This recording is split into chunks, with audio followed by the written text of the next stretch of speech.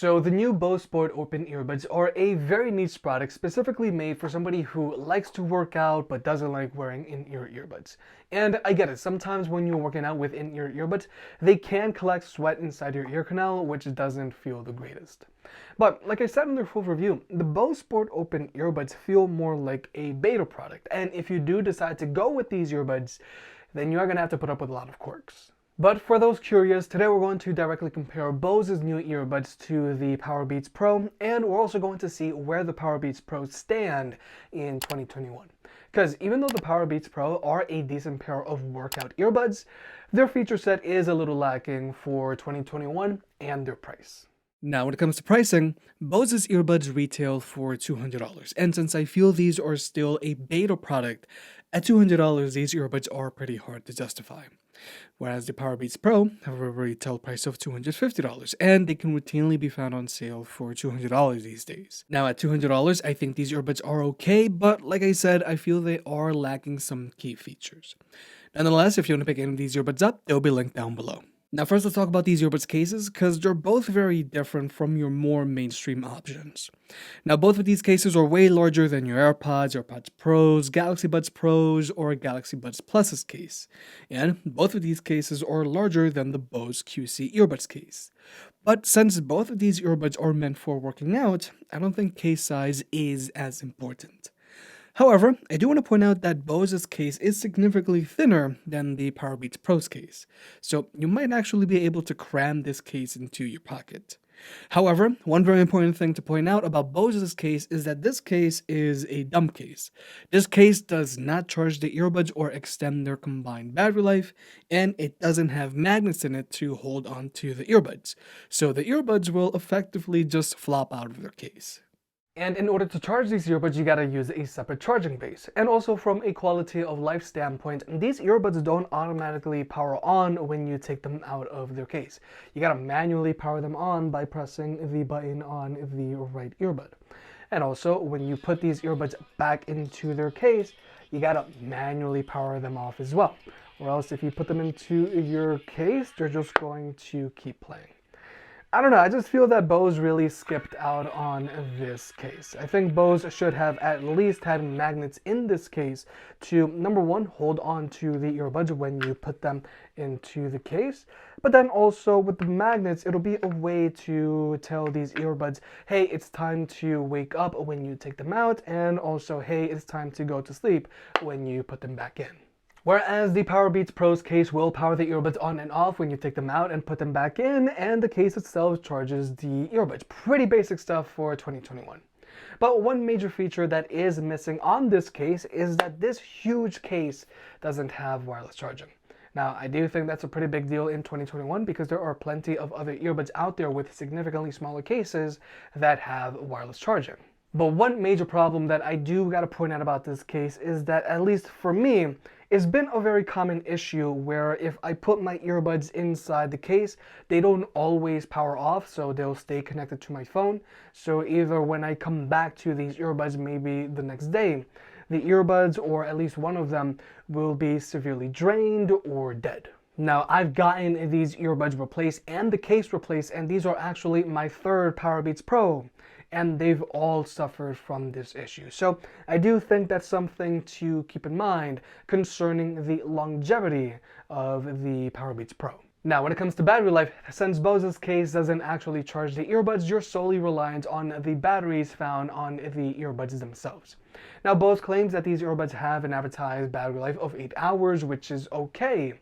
But if we were to look at the Powerbeats Pro, these things have a combined advertised battery life of 24 hours. The earbuds themselves can go for 9 straight hours, and the case can supply an additional charge and a half. But now let's talk about the fit of these earbuds, because this is the biggest difference between these two earbuds. The Powerbeats Pro are your standard fitting in-ear earbuds. Now these earbuds, being in-ear earbuds with ear hooks, is good for a secure fit, and they also passively block out a decent amount of noise. However, some people don't like in-ear earbuds, and I completely get it. And that's where the Bose Sport Open earbuds come in. These earbuds rest on the cartilage of your ears and they just shoot sound down to your eardrums. So this way you can hear your music and still be aware of your surroundings. However, when it comes to overall long-term comfort, the Powerbeats easily take the win here. So the Powerbeats weigh in at 9 grams, and since they evenly distribute their weight between your ear canal, the bowl of your ear, and your ear cartilage, they offer a more secure fit and you barely feel them shifting around when you're moving around with them on. And then there's also the fact that the ear hooks on the Powerbeats are made out of silicone and they're adjustable. So you can get a fit that's right for you. Whereas with the Bose, these ear hooks are made out of plastic, so you can't adjust them. Now, I can make these ear hooks work, but I feel that people with thicker ear cartilage will have a harder time getting these things on. But also, since these earbuds weigh in at 13 grams, and since you're resting all of their weight on your ear cartilage, you can feel these earbuds shifting around quite a bit when you're moving around with them on. So combined with all of the shifting around and the clamping force on your ear cartilage, your ears do get tender after a while, and they feel super tender when you actually take these earbuds off. So even though Bose managed to solve one problem, I feel they developed another problem which I think is worse than the initial problem they set out to solve. Personally, I think what Bose should just do is come out with a pair of earbuds that fit like their Bose QC earbuds, which are pretty comfy, but instead of having ear fins, just have ear hooks. So this way, they have the potential to be more comfortable than in-ear earbuds, but feel as secure as Powerbeats. Now, when it comes to connectivity, each earbud on the Powerbeats Pro each establish a connection with your phone. So if you just want to use one earbud at a time, you can use either one, it doesn't matter.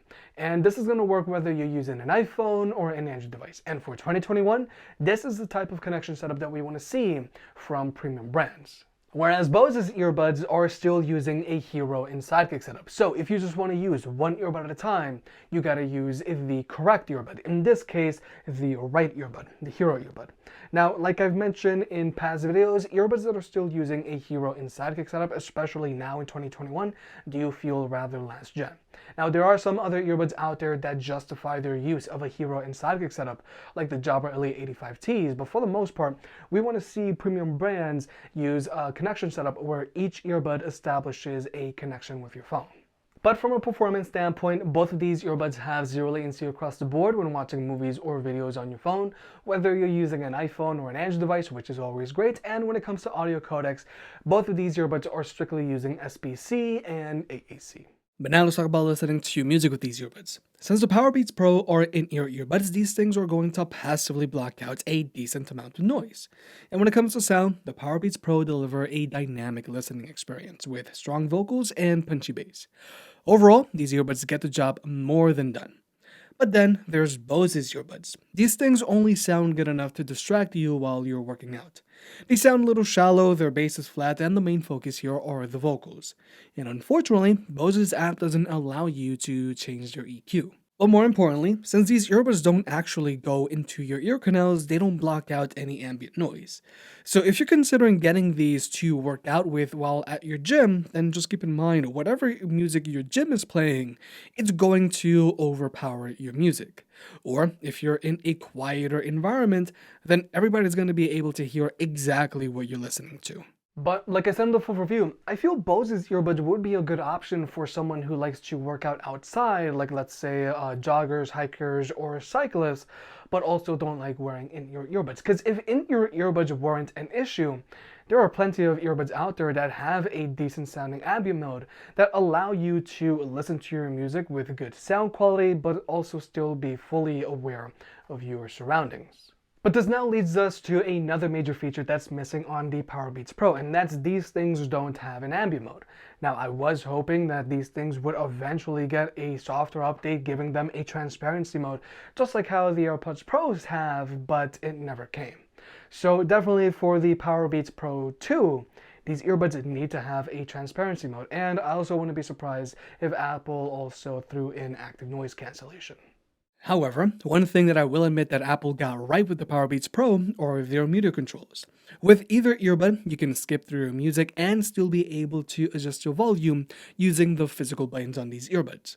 So whether you're a lefty or a righty, or even if you're just using one earbud at a time, you're going to be able to easily adjust your media playback all from the earbuds themselves. Whereas with Bose's earbuds, they're also using physical buttons, but the placement of this button is a little awkward. And the right earbud is solely dedicated to skipping through your media, and the left earbud is only good for getting a battery readout and activating your voice assistant. And you can't use these earbuds to adjust your volume.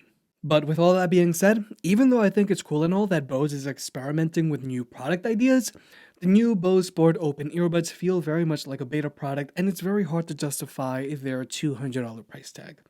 For starters, I feel like Bose skipped out on their case, and from a comfort standpoint, these earbuds aren't the greatest because they are a little heavy and their unadjustable ear hooks can lead to tender ears.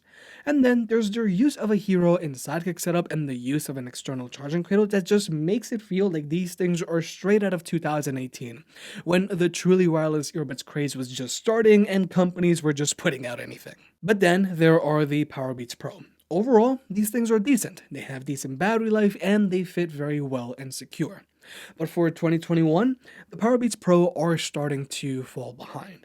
The fact that their huge case doesn't have wireless charging is a little weird, and these things are severely missing a transparency mode, which I feel is a crucial feature for the runners, hikers, and cyclists these earbuds are specifically targeted to. Now, I feel that these earbuds should have had a transparency mode from the get-go, but I wouldn't be shocked to finally see it on the Powerbeats Pro 2, alongside active noise cancellation. Also wouldn't mind if the case got a little smaller, but definitely this thing does need to have wireless charging.